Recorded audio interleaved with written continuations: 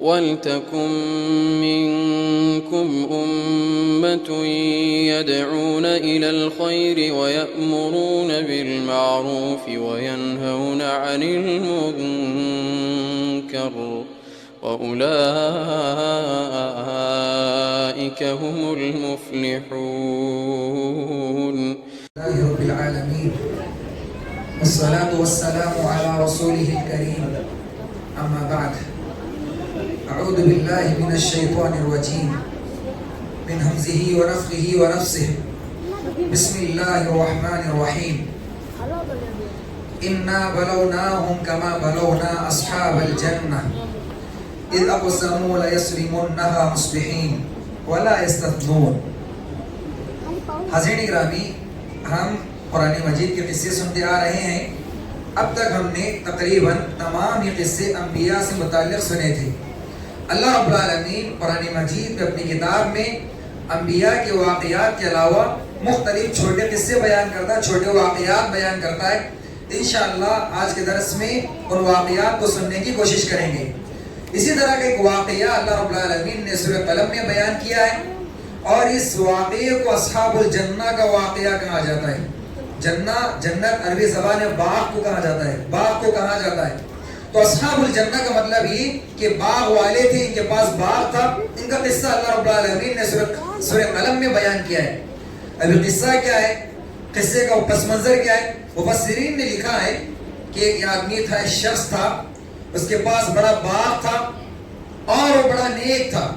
اللہ رب العالمین کی راہ میں بہت خرچ کرنے والا. جب کبھی باغ سے پھل نکلتا، جب کبھی باغ پھلدار ہوتا تو اللہ رب العالمین کی راہ میں خوب لٹاتا، فقیروں اور مسکینوں کو سے خوب نوازتا. بڑا دینے والا انسان تھا، بڑا سخی و انسان تھا. اور جیسے اس کا انتقال ہوا، اس کے کئی بچے تھے. بچوں نے آپس مل کے یہ طے کیا کہ ہمارا جو باپ تھا بڑا بیوقوف تھا، ہمارے باپ کو عقل نہ تھی. اتنا بڑا باغ ہے، اتنا بڑا باغ سے ہمیں جو پھل ملتا ہے اس کو استعمال کر کے ہم خوب مالدار بن سکتے ہیں، لیکن ہمارا باپ بڑا صدقات و خیرات کرنے والا تھا، فقیر اور مسکینوں کو کھلانے والا تھا. ہم ایسا نہیں کریں گے، ہم ایسا نہیں کریں گے. اذا قسموا ليصرمنها مصبحين ولا يستثنون. انہوں نے قسم کھا کر کہا کہ ہم ضرور صبح سویرے ہمارے باغ کو پھل اتاریں گے، باغ سے پھل نکالیں گے. اور انہوں نے انشاءاللہ بھی نہیں کہا کہ ہم صبح سویرے جا کر ضرور اپنے پھل اتاریں گے، باغ سے پھل نکالیں گے. جب یہ انہوں نے کہا تو ولا استثنون، انہوں نے انشاءاللہ بھی نہیں کہا. اب وہ رات میں بیٹھ کر آپس میں ایک دوسرے سے بات کر رہے تھے کہ ہمارا باپ تو ایسا ہے، ہمارا باپ تو ایسا تھا، اب تو چلا گیا، ہم کسی کو نہیں دیں گے، خوب اپنے پاس ہی رکھیں گے، پورے کا پورا مال اپنے پاس رکھیں گے، خوب مالدار بن جائیں گے. وہ سمجھ رہے تھے کہ رات کے اندھیرے میں ایک عمارت میں پہاڑ میں بیٹھ کر بات کر رہے ہیں، کوئی سن نہیں رہا ہے، لیکن اللہ رب العالمین سن رہا تھا. اللہ رب العالمین ان کی باتیں سن رہا تھا اور وہ پلاننگ کر رہے تھے. اللہ رب العالمین بھی پلاننگ کر رہا تھا. وہ پلاننگ کر رہے تھے کہ وہ فقیروں کو، محتاجوں کو بھی دیں، اور جو مانگنے والے ہیں ان کو کچھ بھی نہیں دیں گے، محروم کر دیں گے انہیں. اور اللہ رب العالمین یہاں پر ایک اور پلاننگ کر رہا تھا، اور اللہ رب العالمین کی پلاننگ کے مطابق یہ رات میں سو گئے. فطاف علیہا طائف من ربک وهم نائمون. اللہ رب العالمین کی جانب سے ایک عذاب آیا ان کے باغ پر. فاصبحت کالصریم. شام تک جو باغ بالکل ہرا بھرا تھا، پھلدار تھا، اس کے پھل بالکل تیار تھے، ابھی صبح اس کے پھل نکالنا تھا. اللہ رب العالمین کا ایک عذاب کیا آیا، ایک آندھی ایسی آئی جو آگ سے بھری آندھی تھی. اس آندھی نے، اس ہوا نے پورے باغ کو جلا کر خاکستر کر دیا. فاصبحت کالصریم، پورے باغ کو جلا کر خاکستر کر دیا. فتنادوا مصبحین، صبح سویرے یہ بھائی ایک دوسرے کا آواز دینے لگے، ان اغدوا علی حرثکم ان کنتم صارمین. اگر تم چاہتے ہو کہ باغ کے پھل نکالیں تو جلدی چلو، صبح سویرے نکلو. فانطلقوا وهم يتخافتون. صبح سویرے ابھی جب اجالا نہیں ہوا تھا، یہ جا رہے تھے اور آہستہ ایک دوسرے سے بات کر رہے تھے. بات کیا کر رہے تھے؟ اللہ يدخلنها اليوم عليكم مسکین. آج کے دن تمہارے پاس کوئی مسکین نہ آنے پائے، کوئی فقیر محتاج نہ آنے پائے. اگر آئیں گے مانگیں گے تو پھر دینا پڑے گا. اس لیے فقیروں کے آنے سے پہلے, مسکینوں کے آنے سے پہلے, مانگنے والوں کے آنے سے پہلے ہم جائیں گے, باغ کے پھل نکالیں گے اور لے آئیں گے. کسی کو ایک دانہ نہیں دیں گے. وَغَدَوْا عَلَىٰ حَرْدٍ قَادِرِينَ. ایک دوسرے سے آہستہ آہستہ بات کر رہے تھے اور دل میں گمان کر رہے تھے کہ ہم جائیں گے, پورے باغ کے پھل نکال کر, پورے باغ کے پھل لا کر خوب مالدار ہو جائیں گے. فَلَمَّا رَأَوْهَا قَالُوا إِنَّا لَضَالُّونَ. جب باغ کے پاس پہنچے, باغ کو دیکھا, کل جو باغ بالکل ہرا بھرا تھا, پھل بالکل تیار تھے, پک چکے تھے, پھل نکالنا وہاں سے باقی تھا, اب دیکھ رہے ہیں وہی باغ بالکل جلا ہوا ہے, خاکستر ہے, ایک پھل نظر نہیں آ رہا, ایک درخت نظر نہیں آ رہا. اِنَّا لَضَالُّونَ. آپس میں کہنے لگے کہیں ہم راستہ تو نہیں بھٹک گئے, ہمارے باغ کے علاوہ کسی اور باغ کی طرف تو نہیں چلے گئے, راستہ تو یہی ہے, کہاں گیا ہمارا باغ, کہاں آیا ہمارے پھل. بل نحن محرومون. پھر سمجھ میں آیا ہم نے جو غلطی کی. ہم سمجھ رہے تھے, ہم ایک دوسرے کو کہہ رہے تھے کہ مسکینوں کا مال ہڑپیں گے, ان کا حق ان کو نہیں دیں گے. بل نحن محرومون. ہم اپنی اس بخارت کی وجہ سے, اپنی اس کنجوسی کی وجہ سے, اپنی اس غلطی کی وجہ سے اللہ رب العالمین نے ہمیں محروم کر دیا. قال اوسطهم الم اقل لكم لولا تسبحون. ان بھائیوں میں سے ایک بھائی تھا, اس نے کہا تھا کہ تم ایسے نہ کرو, باپ جیسے نیک تھا ویسے تم بھی نیک بنو. باپ جس طرح مسکینوں کو کھلاتا تھا تم بھی کھلاؤ, اس طرح بخارت سے کام نہ لو. اس نے یہ جملہ یہ کہا تھا, یا پھر مفسرین کہتے ہیں اس نے کہا تھا کہ کم سے کم انشاءاللہ تو کہہ لو, کم سے کم انشاءاللہ تو کہہ لو. لیکن انہوں نے انشاءاللہ نہیں کہا تھا. تو اس بھائی نے انہیں یاد دلایا, کیا میں نے تمہیں نہیں کہا تھا لولا تسبحون, کہ تم اللہ رب العالمین کی تسبیح کیوں بیان نہیں کرتے, اللہ رب العالمین کی پاکی کیوں بیان نہیں کرتے. قالوا سبحان ربنا انا كنا ظالمین. اب احساس ہوا انہیں, اپنی غلطی پر شرمندگی ہونے لگی انہیں. انہوں نے کہا ہمارا رب تو پاک ہے, ہم بھی گنہگار ہیں. اللہ رب العالمین تو پاک ہے, ہم بھی گنہگار ہیں, ہم بھی ظالم ہیں. فاقبل بعضهم على بعض يتلاومون. اور آپس میں دوسرے کو ملامت کرنے لگے, تم نے کہا تھا, تم نے کہا تھا, تم نے کہا تھا, تم نے یہ کرنے کے لیے کہا تھا, تم نے وہ کرنے کے لیے کہا تھا. دیکھو اس کا نتیجہ, ایک دوسرے کو ملامت کرنے لگتے ہیں. تو دیکھیے جب غلطی کرنے پر آتے ہیں, غلطی سب کرتے ہیں, اور جب نتیجہ بھگتنے کا موقع آتا ہے سب اپنے دامن کو جھاڑنے لگتے ہیں, ایک دوسرے پر الزام ٹھہرانے لگتے ہیں. فَأَقْبَلَ بَعْضُهُمْ عَلَى بَعْضٍ يَتَلَاوَمُونَ قَالُوا يَا وَيْلَنَا إِنَّا كُنَّا طَاغِينَ. جب دیکھا کہ ایک دوسرے پر الزام لگانے کا کوئی فائدہ نہیں, تو ہر ایک کہنے لگے ہائے ہماری بربادی, ہائے ہماری بربادی, ہم بھی بڑے ظالم تھے, بڑے حد سے بڑے ہوئے لوگ تھے. لیکن انہوں نے آخر میں پھر کہا عسى ربنا ان يبدلنا خيرا منها انا الى ربنا راغبون. اللہ رب العالمین سے یقین ہے, اللہ رب العالمین سے امید ہے کہ اب ہم اللہ سے توبہ کر رہے ہیں, اللہ رب العالمین کی طرف رجوع کر رہے ہیں. اللہ رب العالمین بہترین بدلہ دے گا انشاءاللہ.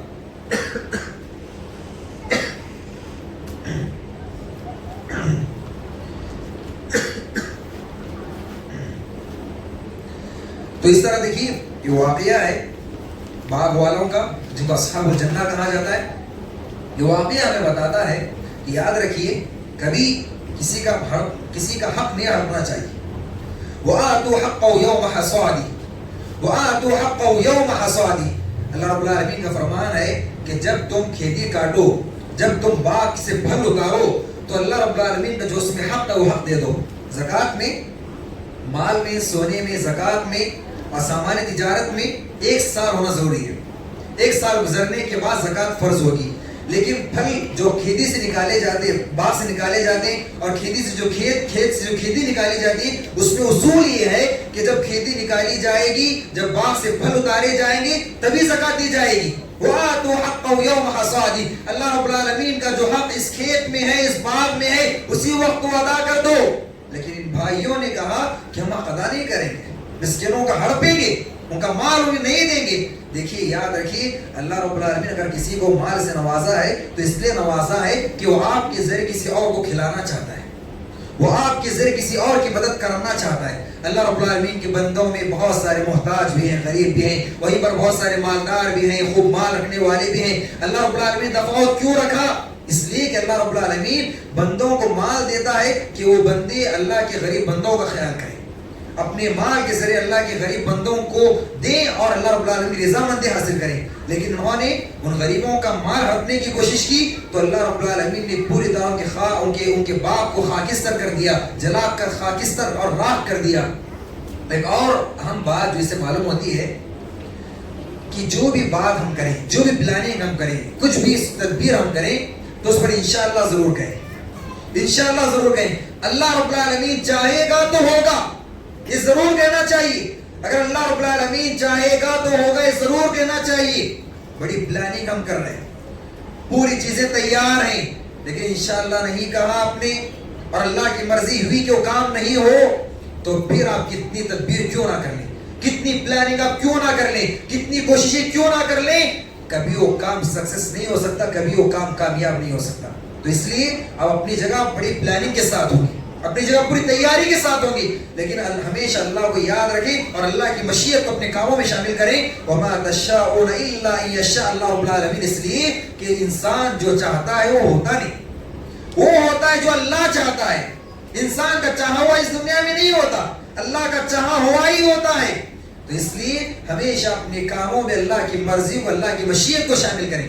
ایک اور اہم بات جو اس واقعے سے معلوم ہوتی ہے مفسرین کی جو روایتوں کے مطابق کہ انسان باپ اگر نیک ہو تو انسان وہی بہت سارے باتیں ہم نے سنی ہیں, انسان تھوڑا بہت آگے بڑھ جاتا ہے, تھوڑا عمر میں آگے 25 سال 30 سال کا ہو گیا, اب اپنے بوڑھے باپ کو کمزور سمجھنے لگتا ہے, کم عقل سمجھنے لگتا ہے, بیوقوف سمجھنے لگتا ہے, اپنے آپ کو چالاک سمجھنے لگتا ہے. نہیں, غلط ہے, انسان غلط ہے.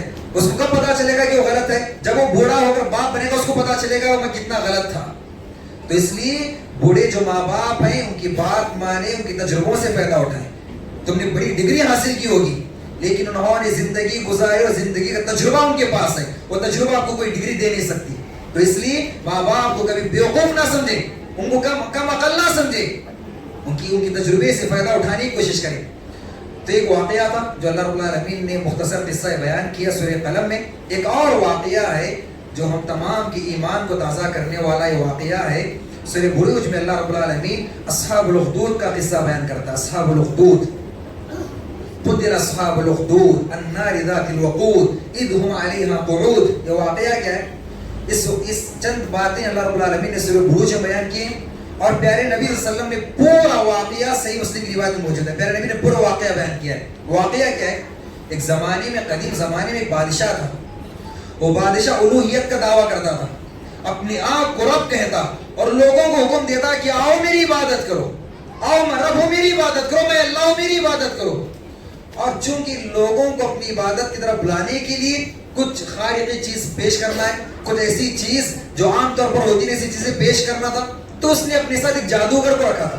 ایک جادوگر کو رکھا تھا جو جادوگر اپنی جادو کے ذریعے ایسی چیزیں دکھاتا لوگوں کو کہ لوگ اس کے لیے سجدہ کرنے پر مجبور ہو جاتے یا پھر سمجھتے کہ اس کے پاس بھی کچھ طاقت ہے.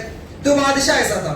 تو یہیں پر دیکھیے باتیں معلوم ہوتی ہے کہ بہت سارے لوگ جادو کا انکار کرتے ہیں. جادو کا انکار کرتے ہیں کیوں؟ اس لیے ان کی عقل نہیں مانتے, اس کی عقل نہیں مانتی. یاد رکھیے اسلام عقل کا پابند نہیں ہے, عقل اسلام کی پابند ہے. اسلام عقل کا پابند نہیں ہے, عقل اسلام کی پابند ہے. ورنہ بہت ساری باتیں میری عقل میں سمجھ نہیں آئیں گی اور بہت ساری باتیں آپ کی عقل میں نہیں سمجھ میں آئیں گی. ہر انسان اپنی عقل کو معیار سمجھ لے تو پھر ہوگا کیا؟ تو دین کے بارے میں پھر کھلواڑ ہو جائے گا. ہر ایک اس کے اپنی عقل کے حساب سے عمل کرنے لگے گا. اس لیے انسان کی عقل کامل نہیں, انسان کی عقل مکمل نہیں. 30 سال میں جو نظریہ اس کا ہوتا ہے, سوچ اس کی ہوتی ہے, 35 سال میں اس کا نظریہ نہیں ہوتا, اس کا نظریہ بدل جاتا ہے. 40 سال پھر نظریہ اس کا بدلتا ہے. تو انسان جس طرح آگے بڑھتے رہتا ہے اس کا نظریہ بدلتے رہتا ہے. اب اگر جادو کا انکار کیا جا رہا ہے عقل کی بنیاد پر, ہمیں سمجھ بھی نہیں آ رہا کیسے ہو رہا ہے, تو پھر یہ سراسر گمراہی ہے. صحیح حدیث میں قرآن سے جادو ثابت ہے تو ہم اس پر ایمان لانا چاہیے, اور کس طرح قرآن مجید نے ثابت کیا اسی طرح ایمان لانا چاہیے. تو دیکھیے جادو ثابت ہے. بھیا بتانا ہی ہے کہ اس بادشاہ کے پاس ایک جادوگر تھا. وہ جادوگر بوڑھا ہو گیا. اب اس جادوگر نے بادشاہ کے پاس خط لکھا, پیغام بھیجا کہ میں بوڑھا ہو گیا ہوں, کسی ایک ایسے چالاک لڑکے کو بھیجو بڑا ہوشیار ہو تاکہ میں اس کو جادو سکھاؤں اور آئندہ تمہارے کام آئے. اب قوم میں سے ایک چالاک لڑکے کو انتخاب کیا گیا اور اس جادوگر کی طرف بھیجا گیا. اب ہر بار لڑکا اپنے گھر سے نکلتا, جادوگر کے پاس جاتا, جادوگر کے پاس جب جاتا تو درمیان میں ایک راہب تھا. راہب یعنی ایک اللہ کا عبادت گزار بندہ, یعنی عیسیٰ علیہ السلام کو ماننے والے لوگوں کو راہب کہتے ہیں. تو ایک اللہ کا عبادت گزار بندہ تھا, اور علماء کرام یہی بیان کرتے ہیں کہ تقریباً یہ عیسیٰ علیہ السلام کو ماننے والے لوگ تھے. پر بتانا یہ ہے کہ ایک راہب تھا جو درمیان میں رہا کرتا تھا. ایک مرتبہ اس نے دیکھا یہ لڑکا جو درمیان راستے سے گزر رہا تھا, دیکھا کہ وہ راہب ہے, اکیلا بیٹھا ہوا ہے, عبادت کر رہا ہے, کچھ پڑھ رہا ہے, کسی کے آگے جھک رہا ہے, کسی سے مانگ رہا ہے. تو اس نے کھڑے ہو کر دیکھا کہ تم کس کی عبادت کرتے ہو, تم کس سے مانگتے ہو, تم کس سے پکارتے ہو. تو اس راہب نے کہا کہ میں اللہ کی عبادت کرتا ہوں جو میرا رب ہے, تیرا بھی رب ہے. اس لڑکے نے سوال کیا یہ جو بادشاہ ہے یہ بادشاہ رب نہیں, یہ بادشاہ اللہ نہیں ہے, اس کے علاوہ اور بھی کوئی رب ہے, اس بادشاہ کے علاوہ کوئی اور بھی اللہ ہے. تو اس راہب نے اس لڑکے کو سکھایا کہ وہ اللہ نہیں ہے, وہ تمہارے جیسا ایک انسان ہے, وہ مخلوق ہے. اصل تو اللہ رب العالمین جس نے آسمان اور زمین کو پیدا کیا, تمہیں مجھے اور بادشاہ کو بھی پیدا کیا, ہمیں اسی کی عبادت کرنی چاہیے. اب لڑکے کو اس راہب کی باتیں بڑی اچھی لگی. اب ہر دن یہ لڑکا جب جادوگر کے پاس جاتا تو ضرور اس راہب کے پاس جاتا اور سیکھنے لگتا. اب ہوتا یہ کہ کبھی لڑکا جادوگر کے پاس جاتے ہوئے راہب کے پاس جاتا تو جادوگر کے پاس لیٹ پہنچتا, تاخیر سے پہنچتا. اب جادوگر اس بچے کو ڈانٹتا ہے. اب بچہ کہتا ہے کہ نہیں میرے گھر میں کچھ کام تھا اس لیے میں تاخیر سے پہنچا. کبھی اس طرح ہوتا کہ بچہ جادوگر کے پاس سے آتے ہوئے راہب کے پاس جاتا, گھر تاخیر سے پہنچتا, گھر والے ڈانٹتے تو کہتا کہ جادوگر مجھے لیٹ سے بھیج رہا ہے. اس طرح بچہ وہ اپنی تدبیر کر رہا ہے. آگے یہ تمام باتیں میں کیوں بیان کر رہا ہوں, آگے بیان کروں گا انشاءاللہ. دیکھیے تو یہ بچہ اس طرح حق کی تلاش میں کتنی کوشش کرتا ہے. اب بادشاہ وہ راہب کی باتیں بڑی اس کو اچھی لگتی. اب ہوا یوں ایک مرتبہ وہ لڑکا کہیں جا رہا تھا, دیکھا کہ راستے میں لوگ کھڑے ہوئے ہیں, راستہ بند ہے. پوچھا کیا معاملہ ہے, تو کہا کہ سامنے ایک جانور ہے, پھر ایک اژدہا ہے, سانپ ہے, جس نے راستہ روک دیا ہے اور لوگ راستہ پار نہیں کر رہے. تو اس کے ذہن میں ایک بات آئی, اس نے پتھر اٹھایا, پتھر اٹھا کر اللہ رب العالمین سے دعا کی, اے اللہ اگر یہ راہب سچا ہے اور جادوگر اور بادشاہ جھوٹا ہے تو یہ پتھر میں پھینک رہا ہوں, اس پتھر کے ذریعے اس جانور کو, اس اژدہے کو تو قتل کر دے, اس کو ضائع کر دے, اس کو تباہ برباد کر دے. اس نے یہ کہہ کر وہ پتھر پھینکا. صحیح روایت ہے, صحیح مسلم کی روایت ہے. تو جیسے ہی پتھر پھینکا وہ جانور مر گیا اور لوگوں کا راستہ آنا جانا صاف ہو گیا. تو اس کو پتا چل گیا کہ جو راہب ہے وہی سچا ہے, اس کا دین ہی سچا ہے. اس کے بعد راہب کے پاس یہ لڑکا ہمیشہ آتا جاتا, اس سے بہت ساری باتیں اس نے سیکھی اور اللہ رب العالمین کا ولی بن گیا ہے. یہ لڑکا اللہ رب العالمین کا ولی بن گیا. اور ولی کا مطلب کہ ہم کیا سمجھتے ہیں, ولی کا مطلب ہم بہت کچھ الگ ہی سمجھتے ہیں. ولی کا مطلب وہ انسان نہیں ہوتے, وہ کچھ اور ہوتے نہیں. ولی کی تعریف اللہ رب العالمین بیان کرتا ہے, الذین آمنوا وکانوا یتقون, الذین آمنوا وکانوا یتقون, جو بھی اللہ رب العالمین پر ایمان لائے اور تقوی کی زندگی گزارے, وہ اللہ کا ولی ہے. وہ اللہ کا ولی ہے. ہم کیا سمجھتے ہیں, چند دنوں تک پہاڑوں میں نکل جاؤ, چند دنوں تک جنگلوں میں نکل جاؤ, وہاں پر اللہ کی عبادت کرتے رہو. نہیں, یہ اسلام کا پیش کیا تصور نہیں, یہ صوفیت کا تصور ہے. اسلام کہتا ہے, قرآن مجید صاف کہتا ہے, اللہ کا ولی وہ ہے جس کے دل میں ایمان ہو اور جو تقوی کی زندگی بسر کرتا ہو. ہاں, جس کا جس قدر ایمان ہوگا, جس کی زندگی میں جس قدر تقوی ہوگا, اسی قدر اللہ کا بڑا ولی ہوگا. تو ہم تمام کو چاہیے کہ ہم اپنے ایمان کو بڑھائیں, اپنے تقوی کو بڑھائیں, تو ہم اللہ کے قریبی ولی بنیں گے. تو یہ لڑکا اللہ کا ولی بن گیا. اب ہوا یہ کہ لوگ اس کے پاس اپنی ضرورتیں لے کر آتے. یہ کہتا کہ دیکھو بادشاہ اللہ نہیں ہے, میرا رب اللہ ہے جو اکیلا معبود ہے. اگر تم اس کی عبادت کرو گے, تم اس کے لیے دعائیں, میں تمہارے لیے اس کے پاس دعائیں کروں گا, تمہیں شفا دے دے گا. اس طرح لوگ اس کے پاس آتے, ایک اللہ کی طرف آتے اور اللہ رب العالمین ان کی ضرورتوں کو پورا کرتا. اب ہوا یوں کہ بادشاہ کے قریبی لوگوں میں سے, بادشاہ کے درباریوں میں سے ایک درباری نابینا ہو گیا. اور اس درباری کو پتا چلا کہ ایک لڑکا ہے جو شفایا بھی کرتا ہے, شفا دیتا ہے اللہ سے مانگ کر. اب وہ بہت سارا مال دولت تحفے ہدیے لے کر اس لڑکی کے پاس آتا ہے اور کہتا ہے کہ میرے لیے دعا کر دو, مجھے شفا دے دو. تو لڑکا کہتا ہے شفا میں نہیں دیتا, اللہ رب العالمین شفا دیتا ہے. شفا دینے والا میں نہیں, شفا دینے اللہ رب العالمین ہے. تم اگر اس کی عبادت کرو گے, اس کی بات مانو گے, اللہ تمہیں بھی شفا دے گا. اب اس درباری کو بات سمجھ میں آ گئی, کوئی ایمان لیا اللہ رب العالمین پر, تو فوراً اللہ رب العالمین نے اس کی بینائی لوٹا دی اور پھر سے وہ بینا ہو گیا, دیکھنے لگا.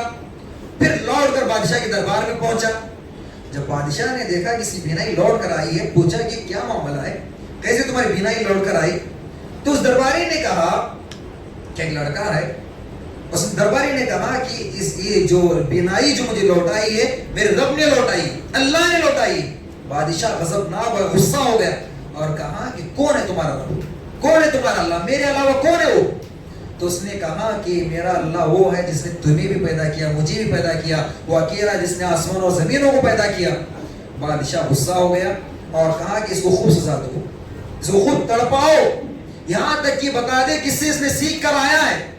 اور پھر جب اس کو سزا دی گئی، اس کو ڈرایا دھمکایا گیا، اس کو مارا پیٹا گیا، تو پھر اس نے اپنی زبان کھولی اور کہا کہ ایک لڑکا ہے جو ایک اللہ کی عبادت کرتا ہے، اس نے مجھے بتایا کہ ایک اللہ کی عبادت کرنی ہے. جب میں نے ایک اللہ کی عبادت کی تو اللہ نے میری بینائی لوٹائی. تو اس بچے کو لانے کا حکم دیا گیا، پھر اس بچے کو ٹارچر کیا گیا، اس کو تکلیفیں دی گئی. تو پھر اس بچے نے اس راہب کا نام بتایا، اس راہب کو پکڑ کر لایا گیا. راہب کو جب پکڑ کر لایا گیا تو اس بادشاہ نے راہب سے کہا کہ تم توبہ کر لو، اصل تم ہی ہو، کہو کہ تم میری عبادت کرتے ہو، اللہ رب العالمین کے ساتھ کفر کرو، اللہ رب العالمین کے ساتھ شرک کرو، صرف میری عبادت کو مان لو، میں تمہیں چھوڑ دوں گا. راہب ماننے کے لیے تیار نہ ہو. اس نے قتل کی دھمکیاں دی لیکن راہب ماننے کے لیے تیار نہ ہوا. پھر آرا لانے کا حکم دیا گیا. آرا راہب کے سر پر رکھا گیا اور کہا کہ اگر میری عبادت کرو گے تو تمہیں چھوڑ دیا جائے گا، کہو میری عبادت کرتے ہو یا نہیں. سبحان اللہ. راہب نے کہا میں صرف ایک اللہ کی عبادت کرتا ہوں جس نے مجھے پیدا کیا، تمہیں بھی پیدا کیا. فوراً حکم دیا جاتا ہے اور تھوڑی ہی دیر میں آرا چلا دیا جاتا ہے اور راہب کو 2 حصوں میں کاٹ کر اس کے جسم کے 2 حصے کر دیے جاتے ہیں. اور پھر اس درباری کو لایا جاتا ہے. درباری کو لانے کے بعد کہا جاتا ہے کہ کہو میری عبادت کرتے ہو یا نہیں. یا دیکھو راہب کا کیسے انجام ہو وہی انجام تمہارا بھی ہوگا، تمہیں بھی مار دیا جائے گا، قتل کر دیا جائے گا. لیکن اس درباری نے بھی کہا نہیں، میں نے ایک اللہ کی عبادت کی، اب اس کے ساتھ کفر نہیں کروں گا، اسی کی عبادت کروں گا. پھر اس پر بھی آرا چلا دیا جاتا، اس کے بھی 2 ٹکڑے کر دیے جاتے ہیں. سبحان اللہ. دیکھیے ایمان جب کسی کے دل میں بیٹھ جاتا ہے پھر دنیا کی کوئی طاقت دل سے ایمان کو جدا نہیں کر سکتی.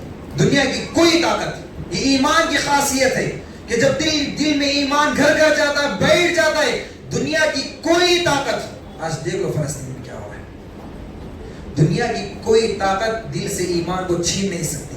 یہ ایمان کی خاصیت ہے. اسی لیے جب ابو سفیان ملک شام پہنچتے، روم پہنچتے ہیں، وہاں پر بادشاہ جو اسے سوال کرتا ہے، وہ بادشاہ بڑا چالاک تھا. اس نے سوال کیا کہ محمد پر کوئی ایمان لانے کے بعد، قوم سزا دینے کے بعد، قوم انہیں ستانے کے بعد کیا محمد کی بات چھوڑ کر پھر قوم کی طرف چلے جاتے، کیا محمد سے کفر کرتے؟ تو ابو سفیان نے کہا نہیں، وہ کبھی ایمان لانے کے بعد کبھی لوٹ کر آتے نہیں، کبھی مرتد نہیں ہوتے، وہ مسلمان ہیں، کتنے تکلیفیں کیوں نہ دی جائے. تو اس وقت اس نے کہا کہ ایمان میں جب دل میں ایمان بیٹھ جاتا ہے پھر ایمان کو نکالنے کے لیے کوئی طاقت کام نہیں آتی. تو ایمان کی خاصیت ہے اور یہ لذت ان لوگوں کو ملتی ہے جن کو وراثت میں اسلام نہیں ملتا. ہمیں تو وراثت میں اسلام ملا ہے، ہم تو مسلمان پیدا ہے، ماں باپ مسلمان، ہم بھی مسلمان، ہمارا گھر مسلمان، ہم بھی مسلمان. اسلام کیا ہے، اسلام کی لذت کیا، ایمان کی لذت کیا، ہمیں کیا معلوم. ان لوگوں سے پوچھے جو مہاجر بھائی ہیں، جو دین اسلام میں نہیں تھے لیکن اسلام کو انہوں نے قبول کیا، ان کو پوچھے اسلام کس کو، اسلام کی لذت کیا، اسلام کی مٹھاس کیا، ایمان کی مٹھاس کیا، وہ بتائیں گے.